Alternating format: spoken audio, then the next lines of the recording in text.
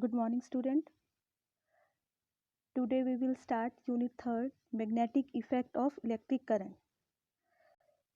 तो इस चैप्टर के हम पढ़ेंगे कि मैग्नेटिक इफेक्ट ऑफ करंट क्या होता है Oersted experiment, Ampere swimming rule, Maxwell corkscrew rule, right hand thumb rule, Biot Savart's law, magnetic field due to infinite long straight current carrying conductor, magnetic field due to circular loop carrying current, magnetic field due to solenoid.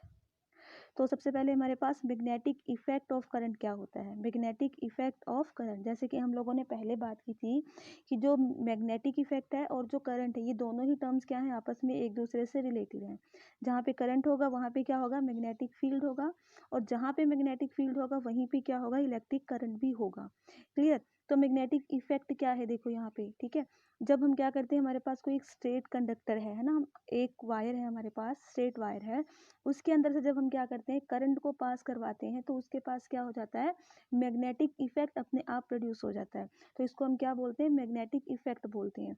और उस magnetic effect की strength कम है या ज़्यादा है, वो किसके ऊपर डिपेंड करती है, मैग्नेटिक फील्ड लाइन के ऊपर डिपेंड करती है। अगर मैग्नेटिक फील्ड लाइंस क्या है, क्लोज हैं, उनके बीच की जो स्पेस है वो कम है, तो जो मैग्नेटिक स्ट्रेंथ होगी वो कैसी होगी, ज़्यादा होगी, यानी मैग्नेटिक इफेक्ट भी कैसा होगा, ज़्यादा होगा। और अगर उनके बीच का जो स्पेस है वो क्या है कि बहुत ही ज़्यादा है, तो जो मैग्नेटिक स्ट्रेंथ होगा वो कैसा होगा, वो बहुत ही कम होगा। क्लियर। तो अब हमारे पास है अरेस्टेड एक्सपेरिमेंट। इसके अंदर देखो क्या है कि हमारे पास एक स्ट्रेट कंडक्टर ले लिया और उसके साथ हमने एक मैग्नेटिक नीडल को क्या कर दिया, जोड़ दिया। तो जब हम उस कंडक्टर में से करंट पास करेंगे तो जो नीडल होगी वो क्या होगी, डिफ्लेक्ट होगी। और वो उसके अंदर डिफ्लेक्शन है वो किसकी वजह से होगी, क्योंकि कंडक्टर के आसपास क्या हो गया, मैग्नेटिक फील्ड प्रोड्यूस हो गया, और इस वजह से जो मैग्नेटिक नीडल है वो क्या कर गई, डिफ्लेक्ट कर गई। नेक्स्ट हमारे पास है स्नो रूल, या हम इसको बोलते हैं एम्पियर स्विमिंग रूल। हमने कंसीडर कर लिया कि जैसे कोई एक इंसान है, वो क्या कर रहा है, स्विमिंग कर रहा है, ठीक है। तो यहाँ पे जैसे वेस्ट और नॉर्थ डायरेक्शन दे रखी है, ईस्ट से नॉर्थ डायरेक्शन में करंट क्या जा रहा है, फ्लो कर रहा है, यानी उस इंसान के पाँव से करंट एंटर करके उसके हेड से वो करंट क्या कर रहा है, निकल रहा है, ठीक है। तो यहाँ पे अगर हम ये मान लें कि ये जो इसका जो लेफ्ट साइड है, ये एक निडल की तरह काम कर रहा है, ठीक है। ये जो इंसान है वो निडल की तरह काम कर रहा है, तो जो इसका जो ये डिफ्लेक्शन है वो कौन सी साइड में हो जाएगी, लेफ्ट साइड में हो जाएगी, ठीक है। इसकी जो बॉडी है उसकी लेफ्ट साइड में। तो देखो नॉर्थ के लेफ्ट साइड में क्या है, वेस्ट डायरेक्शन है ना। क्लियर। तो इस वजह से इसको हम क्या बोलते हैं, स्नो रूल बोलते हैं।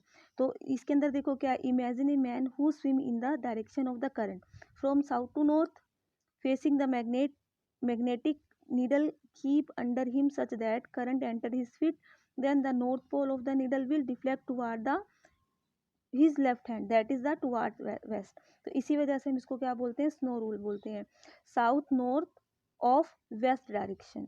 क्लियर। अब मैक्सवेल कॉर्कस्क्रू रूल और राइट हैंड स्क्रू रूल किसको बोलते हैं।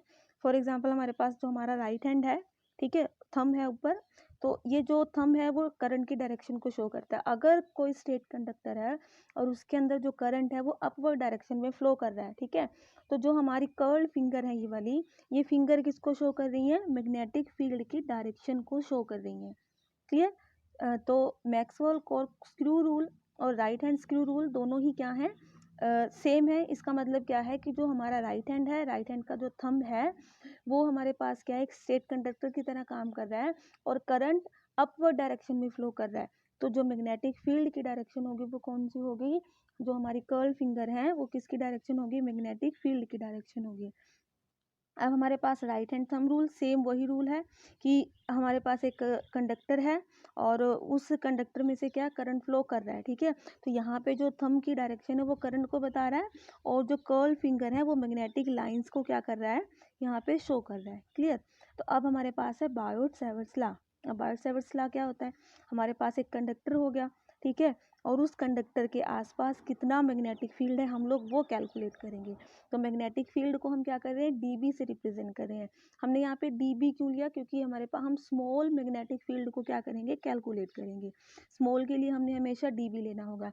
जैसे यहाँ पे डीएल भी ले रखा है, तो डीएल का मतलब कि जो हमारे पास स्टेट कंडक्टर था उसकी जो लेंथ है वो सारी एल है, तो हमने छोटे से लेंथ के लिए क्या करेंगे, मैग्नेटिक फील्ड फाइंड आउट करेंगे। तो इस वजह से हम यहाँ पे क्या ले लेंगे, डीएल ले लेंगे, ठीक है। और उस कंडक्टर में से करंट कौन सा फ्लो कर रहा है, आई फ्लो कर रहा है। देखो पी एक पॉइंट है जहाँ पे हमने क्या देखना, मैग्नेटिक फील्ड की स्ट्रेंथ देखनी है। और आर क्या हो गया, डी एल से लेके पी का जो डिस्टेंस है उसको हमने आर लेट कर लिया।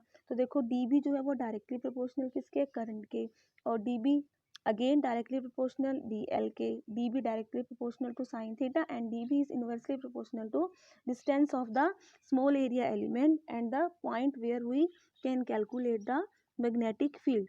सो इन सबको हमने कंबाइन कर दिया, तो हमारे पास मिल गया D B directly proportional to ideal sine theta in upon में आर। क्लियर। तो अगर हमने डायरेक्टली का साइन हटाया यहाँ से, तो यहाँ पे क्या लग गया, म्यू अपॉन में 4 पाई इंटू में आइडियल साइन थीटा अपॉन में आर स्क्वायर। और अगर हम इसी को क्या करते हैं, वेक्टर फॉर्म में लिखते हैं, तो हमारे पास ये क्या बन जाएगा, म्यू नोट अपॉन में 4 पाई इंटू में आइडियल क्रॉस आर अपॉन में आर क्यूब। तो जो म्यू नोट की वैल्यू है वो हमारे पास है 4 पाई इंटू में 10⁻⁻7 टेस्ला मीटर पर एम्पियर। और टेस्ला को हम किस में लिख सकते हैं, वेबर में, वेबर पर मीटर पर एम्पियर। तो जो डीबी की डायरेक्शन है वो उसकी जो डायरेक्शन होगी वो किसके बराबर होगी, डी एल इंटू में आर के सेम साइड में ही होगी। क्लियर है, थैंक यू।